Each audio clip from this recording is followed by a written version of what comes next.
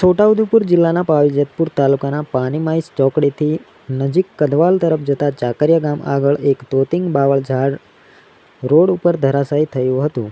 આ રસ્તો એક પાવીજેતપુર, ઘોગંબા તથા હાલોલ વડોદરા તરફ જતો મુખ્ય રસ્તો છે.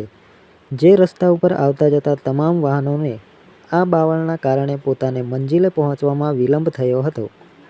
આ વિસ્તારમાં આવેલી દૂધ ડેરીના ટેન્કરને પણ તેના દૂધ કેન્દ્ર ઉપર જવામાં વિલંબ થયો હતો. સ્થાનિક કદવાલ પોલીસ દ્વારા અહીંનો રસ્તો ખુલ્લો કરવા માટેની કામગીરી હાથ ધરવામાં આવી હતી.